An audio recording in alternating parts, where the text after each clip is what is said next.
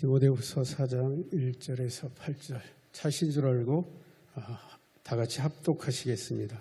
시작. 하나님 앞과 살아있는 자와 죽은 자를 심판하실 그리스도 예수 앞에서 그가 나타나실 것과 그의 나라를 두고 엄히 명하노니 너는 말씀을 전파하라. 때를 얻든지 못 얻든지 항상 힘쓰라. 범사에 오래 참음과 가르침으로 경책하며 경계하며 권하라. 때가 이르리니 사람이 바른 교훈을 받지 아니하며 귀가 가리워서 자기의 사역을 따를 스승을 많이 두고 또 그 귀를 진리에서 돌이켜 허탄한 이야기를 따르리라. 그러나 너는 모든 일에 신중하여 고난을 받으며 전도자의 일을 하며 내 직무를 다하라. 전제와 같이 내가 벌써 부어지고 나의 떠날 시각이 가까웠도다. 나는 선한 싸움을 싸우고 나의 달려갈 길을 마치고 믿음을 지켰으니 이제 후로는 나를 위하여 의의 면류관이 예비되었으므로 주 곧 의로우신 재판장이 그날에 내게 주실 것이며 내게만 아니라 주의 나타나심을 사모하는 모든 자에게도니라. 아멘. 네, 반갑습니다. 이렇게 온라인으로 뵙지만은 우리는 지금 성령의 시대를 살아가고 있습니다. 성령은 시공간을 초월하죠. 어느 곳에 계시더라도, 집에 계시더라도, 회사에 계시더라도 하나님 앞에 여러분이 온 마음을 다해서 예배드린다면 다 받으실 줄로 믿습니다. 성경에서 가장 감동적인 얘기는 무엇일까요? 여러분들은 무엇이라고 생각하십니까? 구약 성경을 보면 모세의 출애굽 이야기, 여호수아의 이야기, 다윗과 골리앗, 삼손의 이야기 등 정말 감동적인 승리의 이야기들이 떠오를 수도 있을 것 같습니다. 그러나 신약 성경은 예수 그리스도의 십자가를 중심으로 고난과 희생, 사도들의 순교, 바울의 순교 등 복음을 위해 희생과 헌신으로 살아간 그런 사람들의 이야기들을 기록하고 있죠.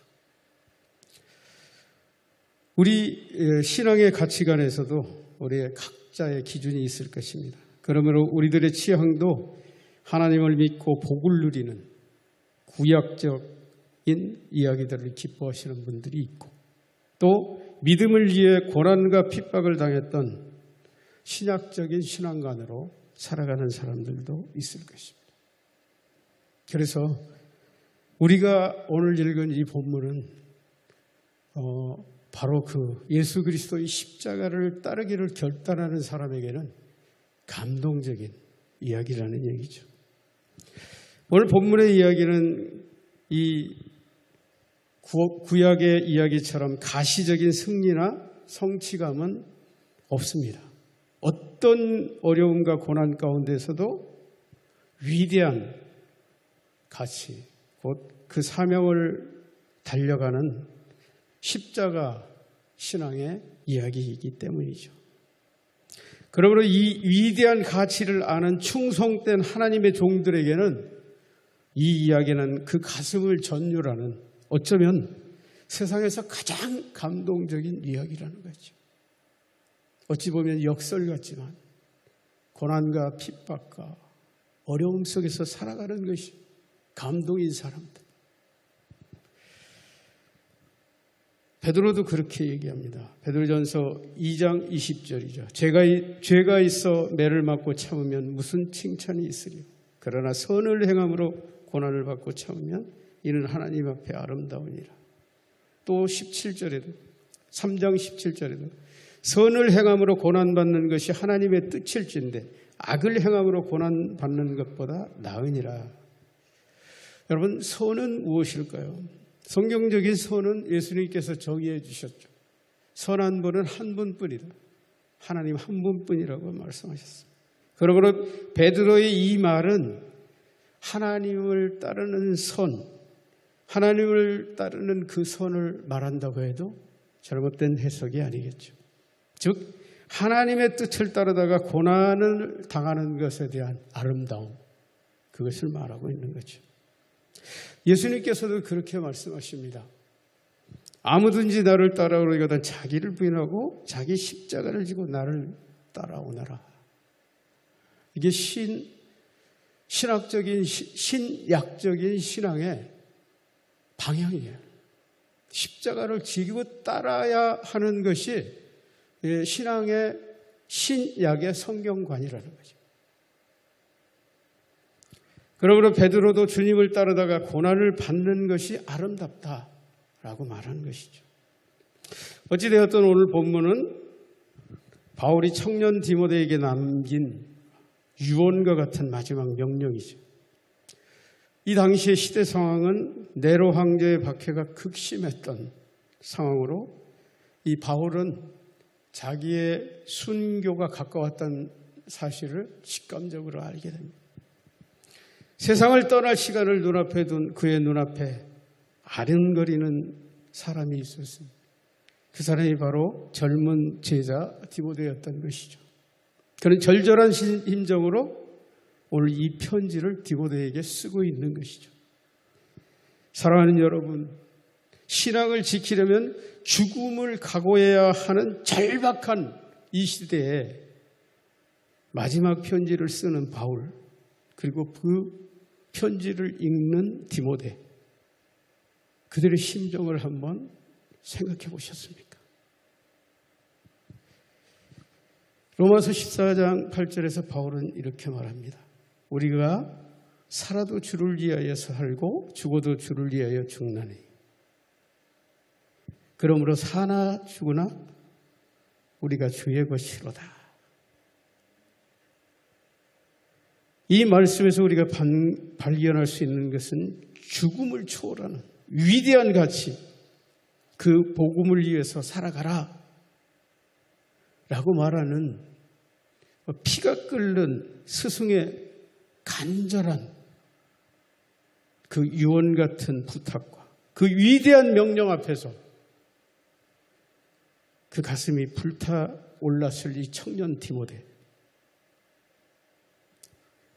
하나님을 향한 그들의 불타는 심정을 우리는 이 성경 속에서 읽을 수 있을 것입니다. 결국 그들에게 가장 아름다운 삶, 가장 감동적인 삶은 불태전의 믿음으로 하나님이 주신 사명을 향해서 달려가는 것, 그것이었다고 말할 수 있습니다. 사랑하는 여러분, 지금 우리는 지금까지 한 번도 경험해 보지 못한 코로나19라는 이 전염병으로 어려운 시대를 지나가고 있습니다. 그러므로 많은 사람들이 환경적으로, 정서적으로, 경제적으로 힘들고 어려운 시대인 것만 분명합니다. 그러므로 많은 사람들이 어둡고 절망적인 생각으로 살아가고 있죠.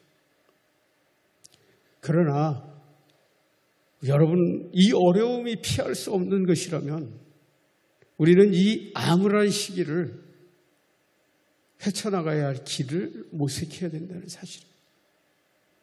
더구나 우리는 절망을 소망으로 바꾸시는 전능하신 하나님을 믿는 여러분, 빛의 사자들 아니겠습니까?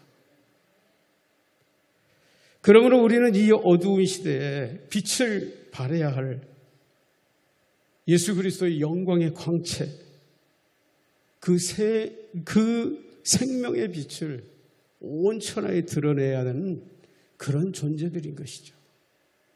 어두울수록 우리의 빛은 더 강하게 빛나야 되는 것이죠. 이 어두운 시대를 세상 사람들과 똑같이 절망과 탄식과 불평과 불만으로 살아간다면 우리는 그리스도의 십자가를 헛되게 하는 것이죠.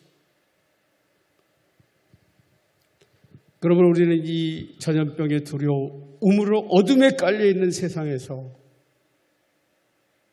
그냥 빛으로 우리 스스로를 태워야 한다는 것이죠.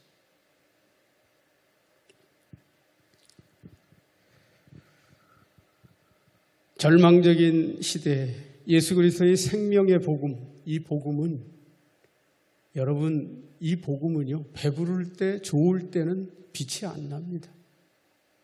그러나 절망적일 때, 정말 어려운 시대에, 죽을 것 같은 시대에 이 복음은 빛과 능력이 나타난다는 거예요. 그래서 지금은 어쩌면 이 복음의 능력이 나타나야 할 가장 소중한 때라고 할 수 있습니다. 오늘 본문의 주인공들은 우리가 당하는 이 코로나19 이것과 비교할 수 없는 시대를 살아갔죠. 당시의 최강국 로마 황제, 이 네로 황제의 의도적인 강력한 핍박 가운데 있었죠. 모든 기독교인들을 말살하래요. 그러므로 오늘 본문의 이 어려운 시대에 살아가는 이 사람들의 고난과 우리의 이 코로나19의 환경은 비교조차도 할 수 없다는 거죠. 그래서 이분들의 이야기는 우리에게 더욱 감동적이고 우리에게 소망을 주는 말씀인 것입니다. 저는 오늘 이 말씀이 저와 열린 예배에 참석하신 여러분 모두에게 코로나19의 긴 터널을 오히려 주님을 향한 뜨거운 열정과 비전으로 심령이 변화되는 거룩한 결단이 불타오르시기를 기대합니다. 이를 위해서 저는 오늘 본문을 통해서 무엇이 우리의 가슴을 뛰게 하는가라는 제목으로 그 위대한 가치를 함께 찾아보고자 합니다.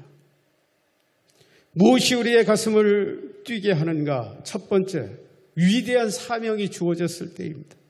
우리 1절, 2절 같이 한번 읽겠습니다. 시작. 하나님 앞과 살아있는 자와 죽은 자를 심판하실 그리스도 예수 앞에서 그가 나타나실 것과 그의 나라를 두고 엄히 명하노니 너는 말씀을 전파하라. 때를 얻든지 못 얻든지 항상 힘쓰라. 범사에 오래 참음과 가르침으로 경책하며 경계하며 권하라. 산자와 죽은 자를 심판하실 예수 그리스도의 주권을 분명하게 말하고 있습니다. 여러분, 우리 주님은요, 두 가지 뚜렷한 특성을 가지고 계시죠. 사랑의 특성, 공의의 특성이에요. 우리 모두를 포용하는 그 성품가요? 죄에 대해서는 반드시 심판하시는 두 가지 성품을 지니고 계시죠. 우리 살아있는 이 시간은 예수 그리스도의 사랑으로 살아가는 시대예요. 그러나 우리가 주님 앞에 갔을 때는 일체 사적인 것이 없습니다. 공의로우자 하나님의 공의의 심판만이 남아있을 뿐이죠. 그 위대한 심판자 앞에서 명령한다고 지금 말하고 있는 것이죠. 심판자 앞에서 그분의 재림과 천국을 두고 엄히 명하노라. 너는 말씀을 전파하라. 때를 얻든지 못 얻든지 전파하라. 여러분, 이것이 우리의 가슴을 뛰게 합니까? 아니면 무거운 짐으로 다가옵니까? 우리 한번 점검해 봐야 된다고 생각합니다. 여러분, 사명 있어도 되고 없어도 되는 것일까요? 여러분, 사명이 없는 것은 목적이 없는 것이에요.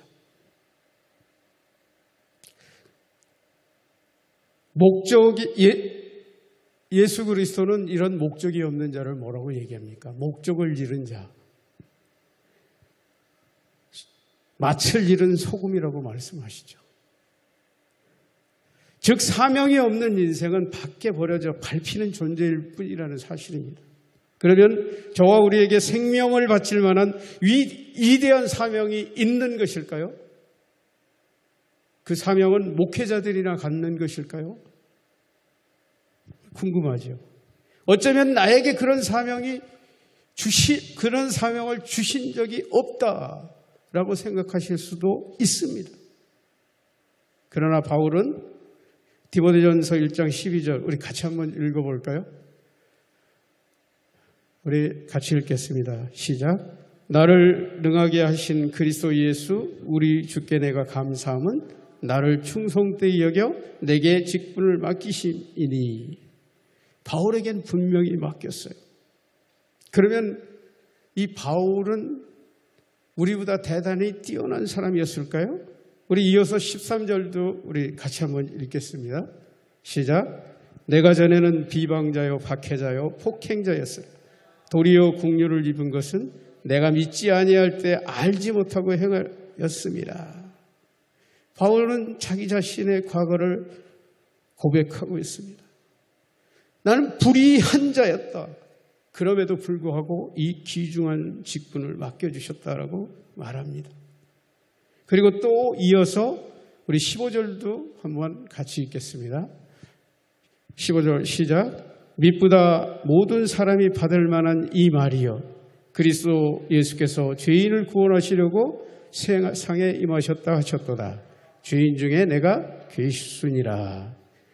신실하신 하나님, 그 하나님은 회개하고 돌아서는 모든 믿는 죄인들을 구원을 하시려고 이 귀중한 사명을 맡기셨다는 것이죠. 그러므로 이 귀중한 직분은 회개하고 돌아서는 모든 사람에게 즉각적으로 주어지는 아무도 부인할 수 없는 사명이라는 거예요. 여러분, 세상의 이치에도 모든 인간에게 직임이 있죠. 국가의 지도자로서, 국민으로서, 부모로서, 자녀로서, 사장으로서, 회사원으로서, 각자의 사회 일원으로서 누구나 분명한 존재 목적을, 즉 사명을 가지고 있다는 것입니다. 정리하면 아무리 존재감이 없어 보여도 사명이 없는 사람은 없다는 거예요. 내가 존재한다면 동시에 나에게는 존재의 목적, 즉 삶의 의무인 사명이 주어졌다는 것입니다. 그러므로 우리의 신앙에도 마찬가지입니다. 목사는 목사대로, 장로는 장로대로, 집사는 집사대로 다 각각의 사명이 있다라는 거예요. 그렇습니다. 누구든지 그리스도 안에서 거듭나면 동시에 그 존재적 사명이 있다는 것이요. 오늘 본문의 명령은 바로 하나님의 나라 백성에게 반드시 주어지는 존재 목적, 즉 사명인 것이죠. 그러면 성도에게는 세상으로부터 주어진 사명과 하나님으로부터 주어진 두 가지 사명이 있죠. 물론 세상에 주어진 사명들 중요합니다. 왜? 인간 공동체를 위한 절대적인 것이기 때문에요. 우리는 때로는 이원론에 빠질 때가 많이 있습니다. 세상은 속되고 교회는 거룩하다.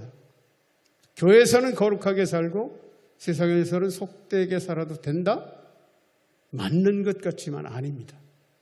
하나님은 교회만의 주인이 아니시기 때문에요. 하나님은 세상의 주인이세요. 온 세상의 주인이세요. 어쩌면 교회와 사회는 여러 가지로 유사한 점이 많습니다.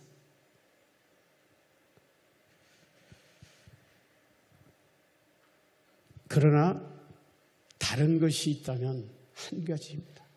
세상은 세상의 모든 사명과 대부분은 일시적이고 현세적인 것이라는 것이죠. 그러므로도 하나님으로부터 주어진 사명은 영원한 것이죠. 이것만 다르다. 그렇습니다. 본문에서 언급한 사명의 대상은 모든 믿는 자들이라는 사실입니다. 이 사명에 대해서 베드로전서 1장 12절 우리 같이 한번 읽어보겠습니다. 시작. 이 섬긴 바가 자기를 위한 것이 아니요 너희를 위한 것임이 계시로 알게 되었으니 이것은 하늘로부터 보내신 성령을 힘입어 복음을 전하는 자들로 이제 너희에게 알린 것이요 천사들도 살펴보기를 원하는 것이니라. 여러분에게 주신 사명을 말하고 있는 거예요. 여러분 모두에게 천사들도 흠모하는 가장 위대한 가치의 사명을 여러분들이 지니고 있다. 사랑하는 여러분, 저와 여러분에게도 우리의 가슴을 뛰게 하는 천사도 흠모하는 전도자의 위대한 직임이 사명으로 주어졌다는 사실입니다. 그리고 이것이 우리의 가슴을 뛰게 하는 우리 인생의 가장 위대한 가치라는 겁니다. 무엇이 우리의 가슴을 뛰게 하는가? 두 번째, 전심으로 사명의 길을 달려갈 때이죠. 우리 3절에서 5절도 같이 읽겠습니다. 시작.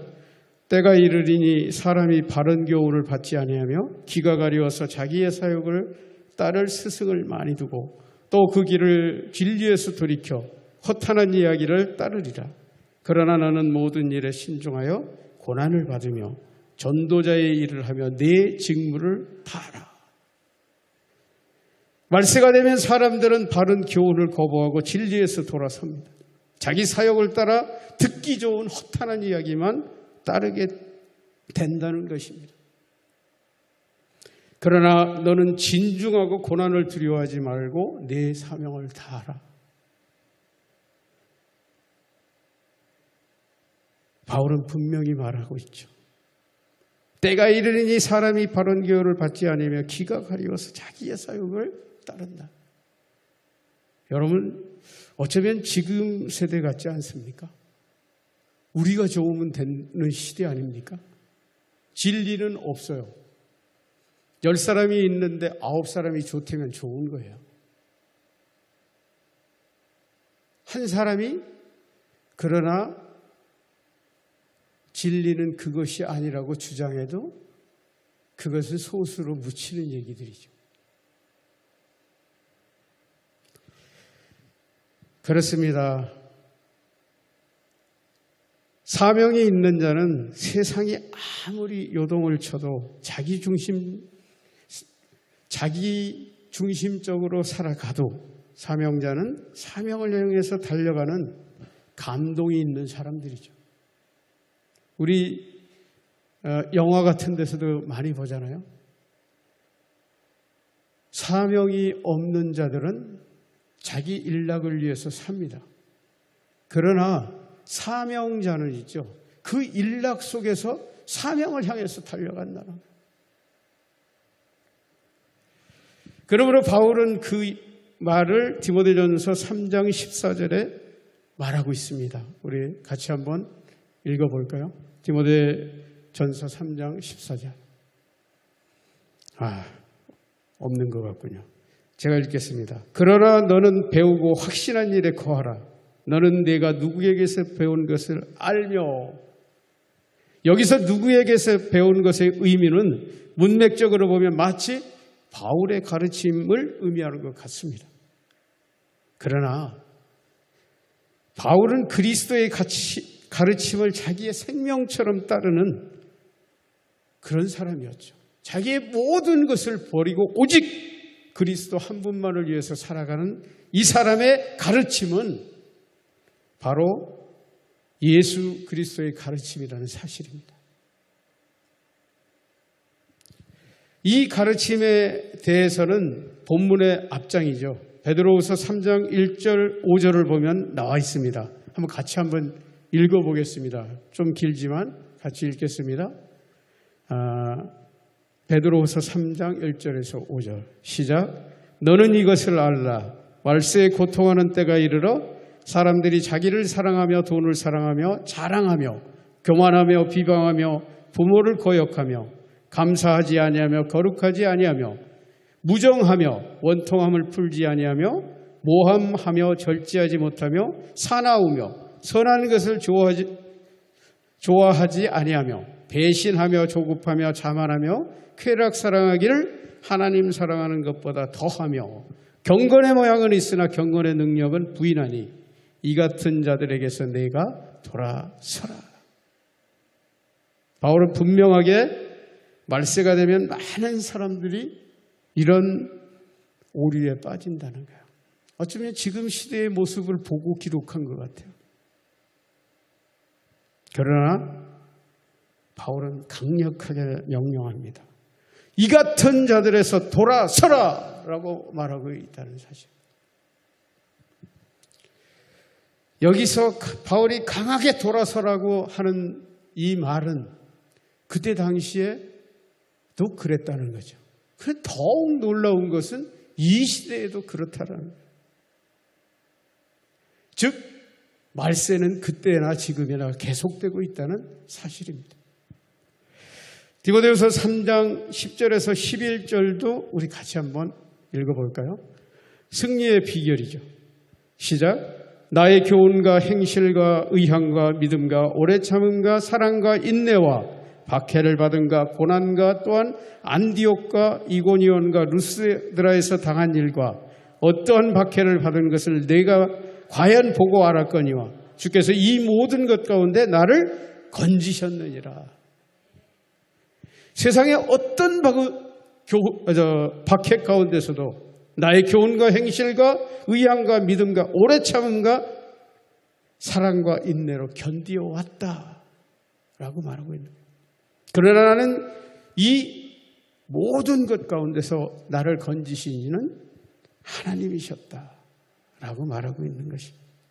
그리고 바울은 그 승리의 가치에 대해서도 에베소서 1장 18, 19절에서 말하고 있죠. 우리 같이 한번 읽어보겠습니다. 우리 에베소서 1장 18, 19절입니다. 시작. 너희 마음의 눈을 밝히사 그의 부르심의 소망이 무엇이며 성도 안에서 그 기업의 영광이 풍성함이 무엇이며 그의 힘의 위력으로 역사하심을 따라 믿는 우리에게 베푸신 능력의 지극히 크심이 어떠한 것을 너희로 알게 하시기를 구하노라. 구하노라. 그러면 우리에게 베푸신 이 지극히 크신 능력은 무엇일까요? 여러분 여러 가지 능력을 말하지만 저는 가장 감동적인 능력 마태복음 16장 19절이죠. 이 마태복음 16장 19절도 같이 한번 읽어보겠습니다. 우리 시작. 내가 천국 열쇠를 내게 주리니 내가 땅에서 무엇이든지 매면 하늘에서도 매일 것이요 내가 땅에서 무엇이든지 풀면 하늘에서도 풀리리라. 하나님이 주신 우리에게 주신 지극히 큰 능력이에요. 우리가 나가서 예수 그리스도를 믿으라고 외칠 때 지옥으로 갈 영혼들이 살아난다는 거예요. 그러나 내가 입을 벌려야 될 때 닫아버릴 때 한 영혼이 죽어간다는 거예요. 여러분 이건 놀라운 일이에요.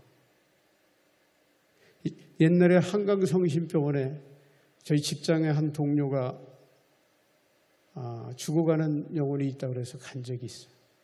복음을 좀 전해달라고 그랬어요. 갔더니 의식이 거의 오락가락이에요. 근데 하나님만 믿고 기도했어요. 전했어요. 사실은 마음속에서 그런 마음도 생겼어요. 이거 이렇게 해서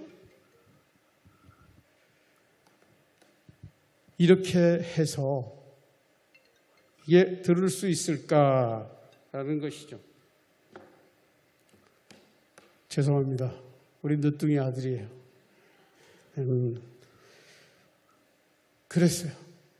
근데 전했어요. 근데 이 복음의 핵심 부분이 예수님을 영접하는 부분에 와서 눈물을 흘리는 거예요. 의식이 없는 분이. 불과 한 보름 후에 돌아가셨어요. 모르겠어요. 제 후에도 누가 와서 전했는지는 모르겠지만 이것이 복음이라는, 이게 천국 열쇠를 우리에게 주셨다는 의미라는 거예요. 내가 전해서 그분이 믿었으면 천국에 가셨을 거예요.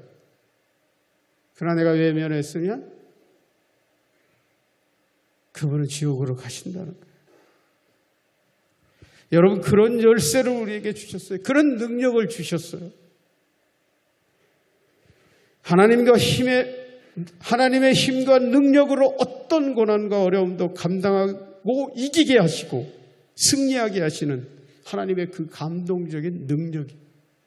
이건 우리의 능력이 아니에요. 바울에게 이러한 승리는 바울의 가슴을 뜨겁게 하는, 저도 마찬가지예요. 뜨겁게 하는, 세상의 가치와 비교할 수가 없는 거예요. 저는 그분이 예수 그리스도를 영접했을 때 세상에 이거보다 더 좋은 게 없더라고요. 바로 그렇다.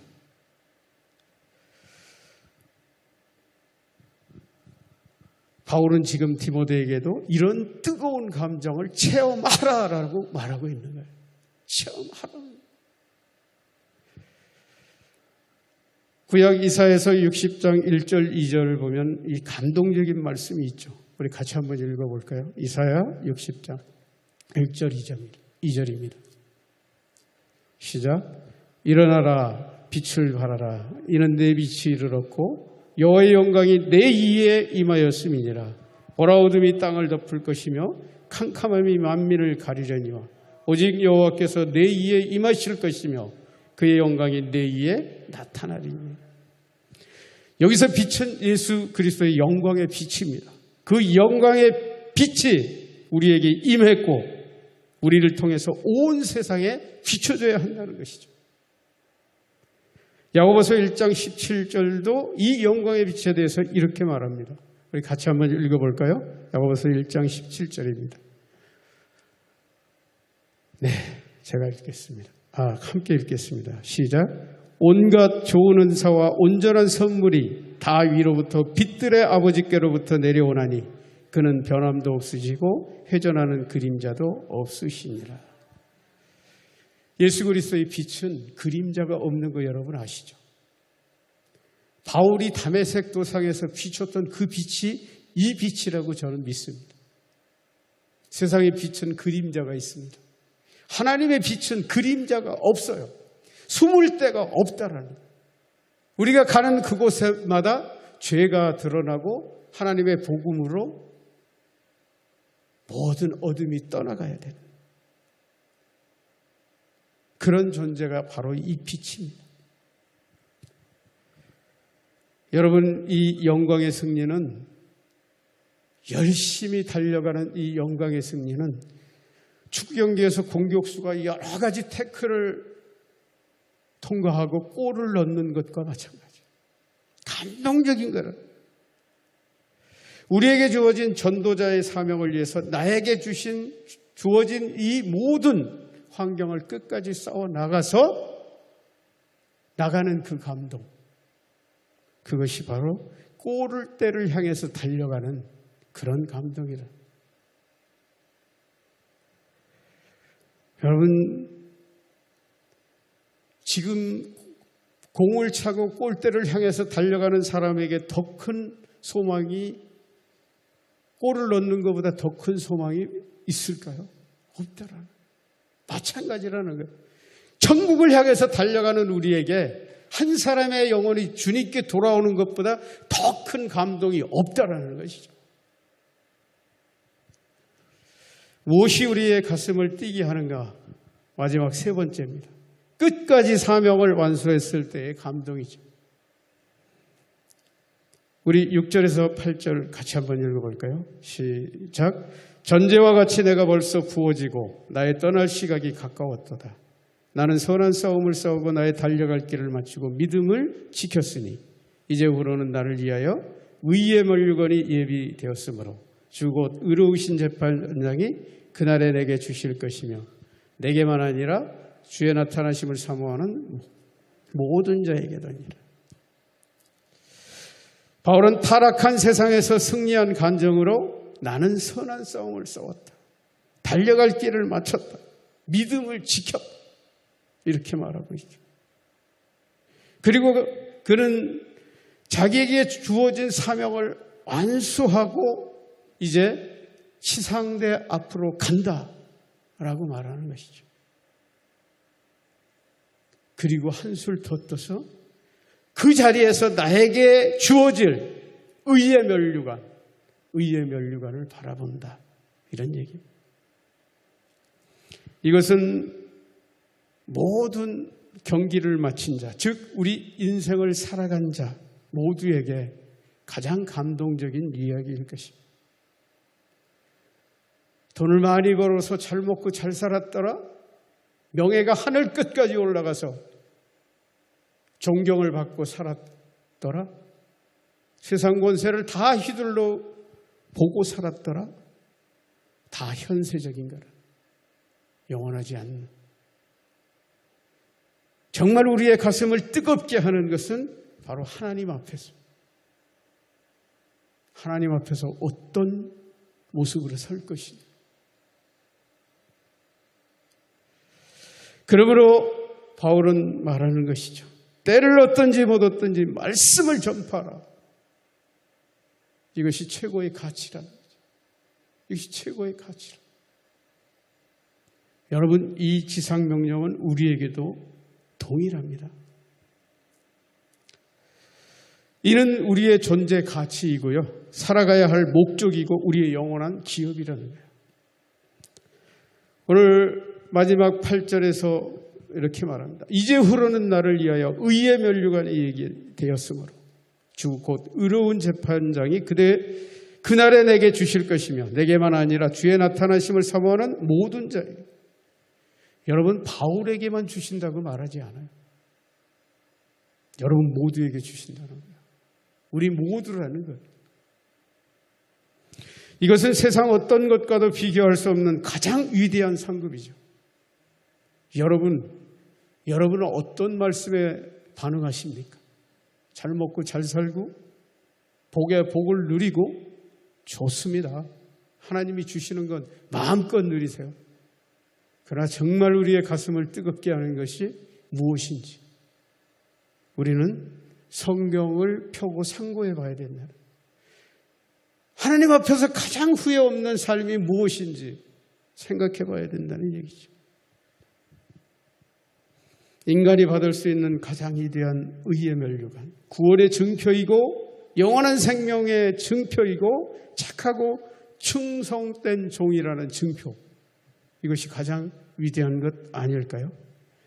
사랑하는 여러분, 말씀을 전파하는 것, 즉 복음을 전파하는 것은 그 영광은 앞에서도 언급했던 것처럼 천사들이 흠모하는 것, 가장 위대한 직임이고 사명이죠.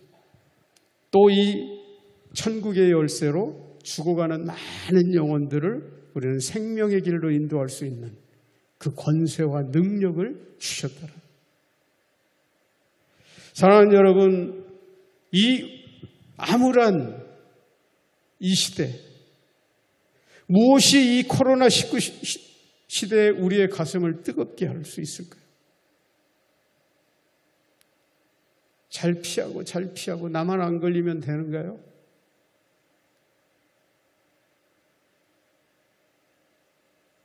우리는 그쪽에서 소망을 발견할 수가 없어요.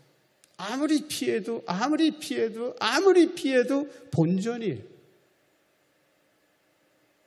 그러나 이 척박한 시대에 우리는 빛을 찾아야 되는 것이죠. 무엇이 이 시대에 우리가 거둘 수 있는 것인지 발견해야 된다. 만일 셀 리더라면 코로나19로 인해서 전체 모임은 가질 수 없지만 얼마나 좋아요. 셀원들이 시간이 남아 돌잖아요. 아무것도 안 하니까. 맨투맨으로 얼마든지 서로 격려하고 위로할 수 있더라고요.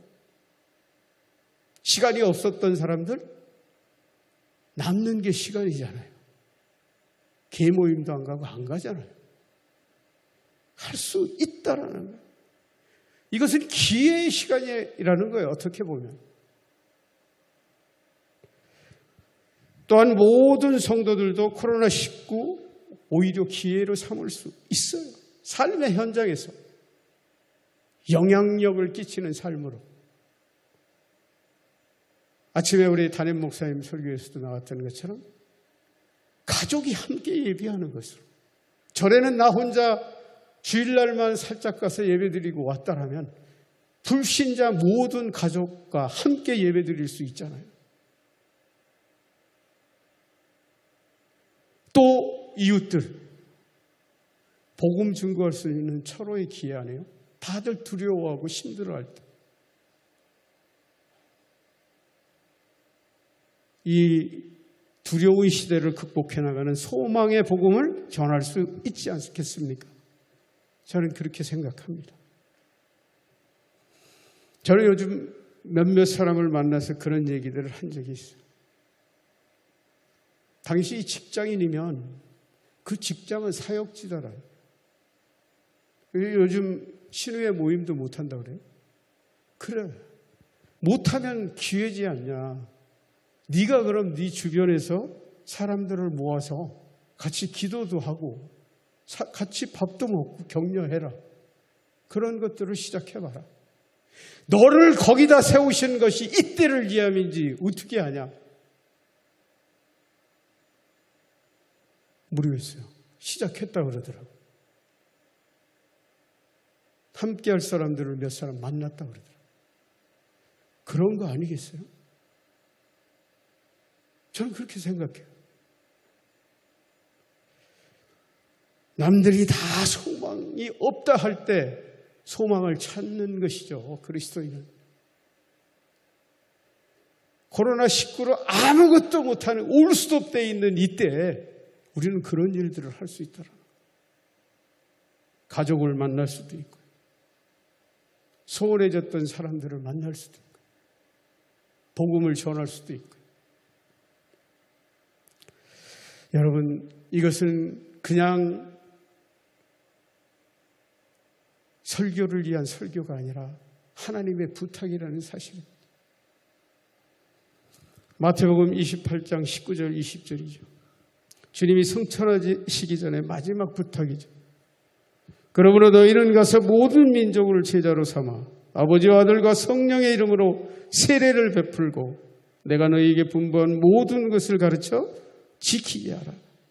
볼지어다 내가 세상 끝날까지 너희와 항상 함께 있으리라. 이 어두운 시대에 예수님은 코로나 때문에 떠나셨나요? 함께 하신다고 약속했어요. 어디에서도. 모든 민족을 제자로 삼고 주께서 그 당부하신 말씀을 가르치고 지키게 하라 라는 이 말씀에 순종하는 것, 그것이 이 시대를 향한 우리에게 주신 사명이 아닐까요? 그리고 그것이 착하고 충성된 종이라 칭찬을 받을 수 있는 저와 여러분들의 가슴을 뛰게 하는, 결코 놓칠 수 없는 기회가 아닐까요? 저는 그렇게 생각합니다. 저는 그렇게 생각합니다.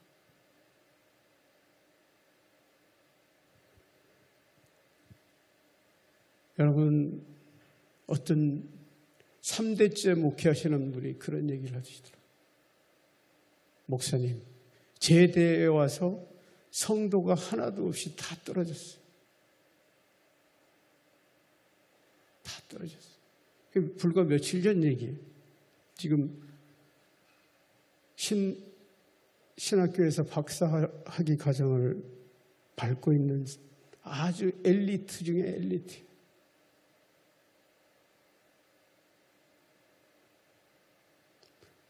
그런 얘기를 같이 나눴어요. 우리는 높은 지식으로 지식을 전달하는 것이 아니라 우리는 생명을 생명으로 전달하는 자들이에요. 생명을 생명으로 전달하기 위해서는 내가 변하지 않으면 안 된다라는 거예요. 네가 먼저 변해야 된다는 것이죠. 이 친구는 아주 3대째 신앙이고 자부심이 대단해요. 거룩해요. 속되다는 것은 일치 안 해요. 얼마큼 안 해요? 그런 사람들하고 상종도 안 해요. 그렇게 상종도 안 해가지고 어떻게 목회하겠냐는 거예요. 요즘 그런 거 많잖아요. 나하고 성향이 다르면 저 사람은 아니고 반은 버린다는 거예요. 또 뭐가 안 맞으면 버리고 뭐가 안 맞으면 버리고. 그럼 뭐 가지고 목회할래? 뭐 가지고 목회할래? 그거는 네 목회야 라고 얘기했어요. 그건 네 목회야. 네가 하는 거야. 하나님의 사역이 아니야. 미안하지. 하나님의 사역은 내가 하는 게 아니죠. 하나님이 하시는 거예요. 하나님이 하시기 위해서 철저하게 내가 죽어야 된다는 거예요. 내 고집, 아집? 아니, 버려야 돼. 그거 살아있으면 내 사역이 되는 거예요. 내 사역은 하나님의 사역이 아닙니다. 여러분, 하나님의 사역을 하시기 위해서 우리가 죽어야 돼요. 그리고 오늘 이 바울이 말하는 이 하나님의 소명들을 내 것으로 받아들여야 된다는 것이죠. 여러분, 그렇습니다. 말씀을 정리하고 싶습니다.